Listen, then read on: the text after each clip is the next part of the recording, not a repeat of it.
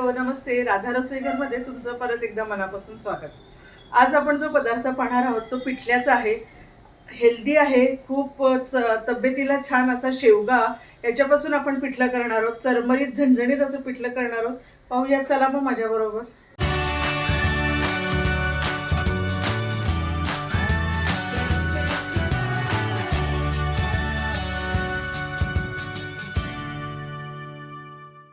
रेसिपीला सुरुवात करूया. हा शेवगा घेतलेला आहे, व्यवस्थित स्वच्छ धुवून तो चिरून घेतलेला आहे. त्याचे कडेचे जे साल असतात ते शक्यतो काढून घ्यायचं, म्हणजे लवकर शिजायला मदत होते.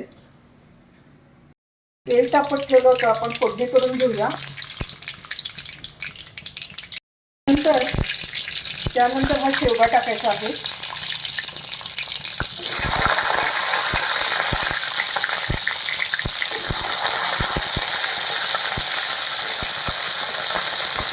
सुरुवातीला शेवगा परतून घ्यायचा, म्हणजे शिजायला जरा मदत होते, लवकर शिजतो. आता शेवगा हा परतला जात आहे तोपर्यंत त्याच्यानंतर आपण कांदा टाकूया. कांदा पण त्याच्याबरोबर परतून घ्यायचा आहे. तुम्हाला सगळ्यांना माहितीच आहे, शेवगा अतिशय हेल्दी आहे. डायबिटीसला तर खूप मदत होते. शक्यतो जेवणामध्ये वेगवेगळ्या पद्धतीने शेवगा आणला पाहिजे. आमटीमध्ये, कढीमध्ये शेवगा वापरला गेला पाहिजे. आज आपण पिठलं करतोय, सुंदर लागतं पिठलं. हिरवी मिरची टाकलेली आहे, त्यानंतर कढीपत्ता,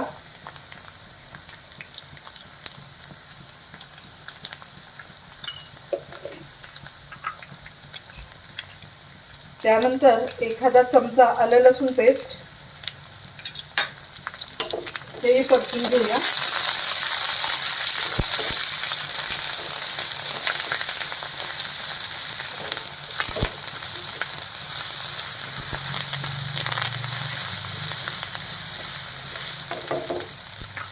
आता आपण त्यामध्ये हिंग टाकूया, पाव चमचा.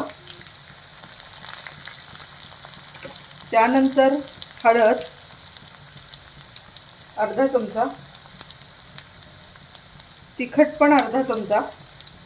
आवडत असेल तर जास्त तिखट टाकू शकता तुम्ही.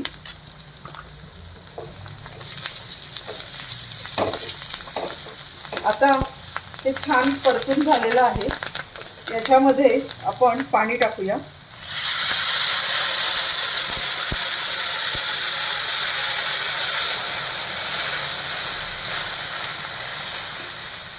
आणि शेंगा शिजण्यासाठी 10 मिनिटं झाकण लावून ठेवून देते.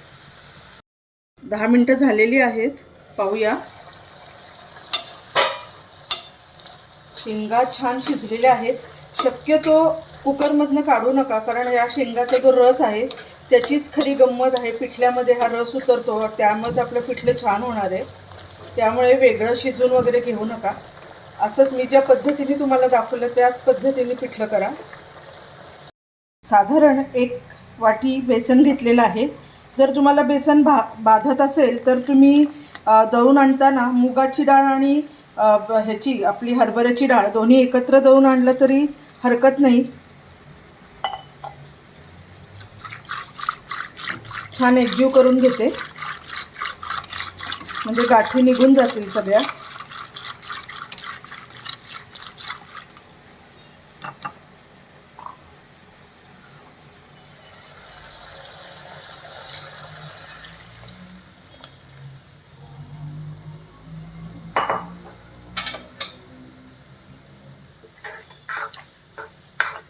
तुम्हाला कितपत पातळ हवा आहे त्याप्रमाणे त्याचा थिकनेस ठेवा.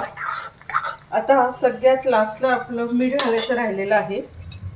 मीठ टाकूया आपण.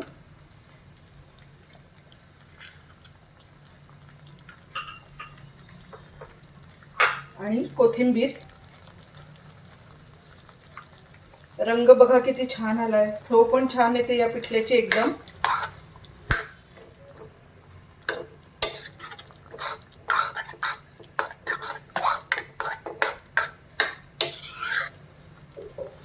पाणी टाकते मी पातळ होण्यासाठी.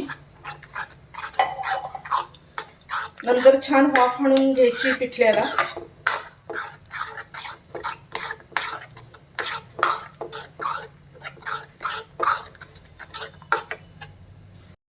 पिठलं झालेलं आहे, छान शिजलेलं आहे पिठलं. हे पहा, मी गॅस बंद करून घेते आणि सर्व करून घेते.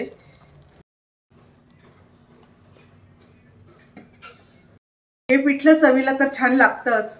भरपूर ऑप्शन आहेत. भाकरी बरोबर खाऊ शकता, गरम गरम भाताबरोबर, भाजी कधी अवेलेबल नसेल तेव्हा करू शकता. नक्की करून पहा. चवदार छान असं आपलं हे पिठलं. राधा रसोई घर हे चॅनल सबस्क्राईब करायला अजिबात विसरू नका. थँक्यू.